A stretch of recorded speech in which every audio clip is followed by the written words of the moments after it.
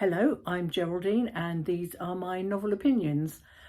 This is my very belated roundup of my reading for December 2025. It wasn't the best reading month for me, either in my enjoyment of my books and the quantity that I got through. Unfortunately, life got in the way a little bit in December, not just Christmas, but other things as well. But anyway, here are the books that I read. The first book that I read, that I actually started in November, was Days of Light by Megan Hunter. At first I wasn't getting on with this book at all. I found pretty much all of the characters absolutely appalling, and I wasn't connecting with any of them. But then gradually, as the story honed in on the protagonist and we started following her, I started engaging with it a little bit more. There are lots of references to light, as the title suggests, but I found them a little bit forced and artificial, as I did the regular callbacks to the tragic events that happen at the beginning of the book. For me, this was more the story of the protagonist as we follow her through her life, and that's fine by me. That made a perfectly good book as far as I was concerned. There were some very long passages about faith and Christianity which I didn't get on with, but that's just me.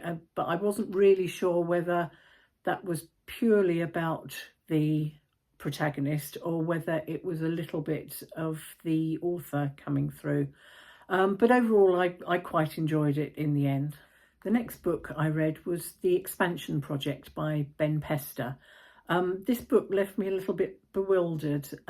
It starts out intriguingly enough. A man takes his daughter to work for Bring Your Daughter to Work Day, and then she disappears. And when he's trying to find her, people are saying, first of all, they're saying, but it isn't Bring Your Daughter to Work Day. And then they say, well, you didn't bring your daughter in.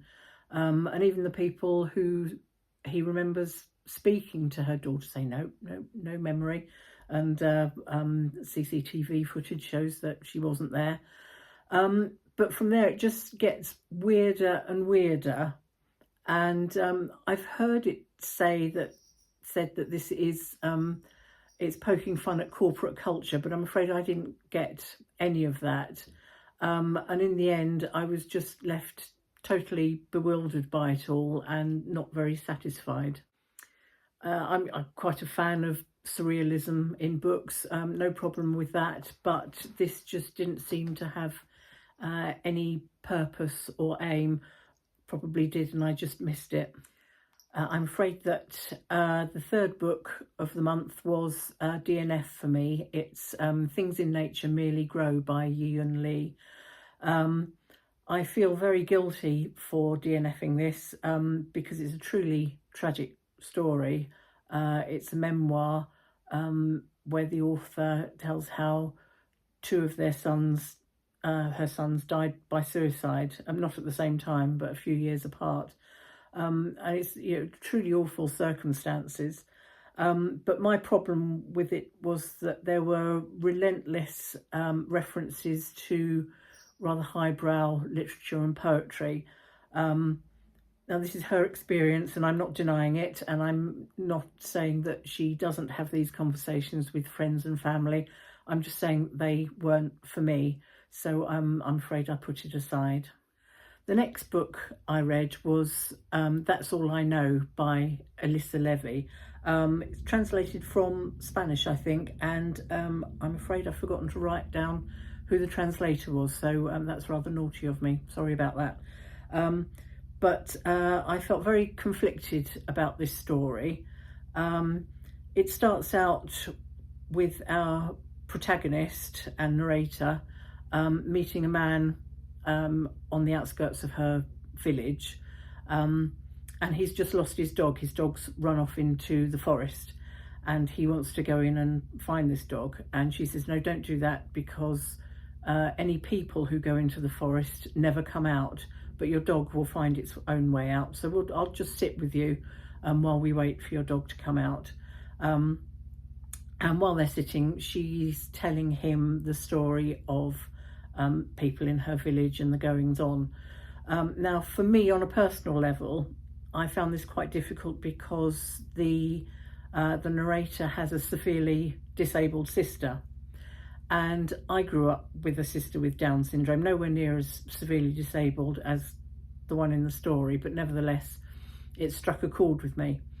And I was conflicted over, part of me severely disagreed with the ideas and decisions that she was making for her sister. But on the other hand, I hugely sympathised with her because these are difficult decisions. The families always know their family member best. And sometimes there are difficult decisions to be made that others won't agree with. So I did feel sort of torn in two directions by that. And although I found the story a little bit slow going, and also it was weird, the method of storytelling and the protagonist herself were quite unusual. But by the end, I felt very emotional. The next book I read was by far my favourite of the month. It was The Book of Guilt by Chidgey. I've been meaning to read a Chidgey book for ages, partly because Louise Savidge of Louise Savidge Muses raves about her. So she's been on my list for a long time, and finally I've got round to reading this one. It was my first and it won't be my last. This is the story of a set of triplets, boys, in their early teens, who are in some kind of a care home, and they're looked after by three carers called Mother Morning, Mother Afternoon and Mother Night. It's a dystopian tale because it's set in the 1970s, but in a slightly different world where the Second World War was ended by a truce. And so that has knock-on effects which become clear. Although the story is dystopian, it's very believable indeed, and the story is so well crafted that we can draw lots of parallels to the modern day. Some people have criticised the author for including references to Jimmy Savile. There's a character who wants to write to Jim will fix it. But I think for the modern reader, with the benefit of hindsight, those references were very deliberate and pointed, and we can, I won't spoil it, but I think we can take away certain things from that. Overall, I thought this was an excellent book, and I will definitely be going on and reading more of hers. I think I've got Pet on one of my e-readers, so I will get onto that very soon, I expect. My final read of December was actually a short story. It was The Birds by Daphne du Maurier. Again, disgracefully, this was my first du Maurier. I will go back and read more. I did enjoy this with some caveats. I don't often say this about stories, but I think this would have benefited from being longer. There were certain aspects that I think could have been drawn out in more detail. The story is nothing like the film, other than the fact that birds start attacking people. This is actually set on a farm in Cornwall. But du Maurier does manage to create some truly creepy atmospheres and the horror aspect. I mean, it's not gory, but well, I suppose it is a little bit gory in places. But it's very well crafted, and so I will go on and read more of hers. Again, I've got at least Rebecca, if not other books, sitting on an e-reader somewhere, so no excuse not to read more. As the clock ticked over into 2026, I was reading Careless People by Sarah Wynn-Williams, the story of her time working at Facebook.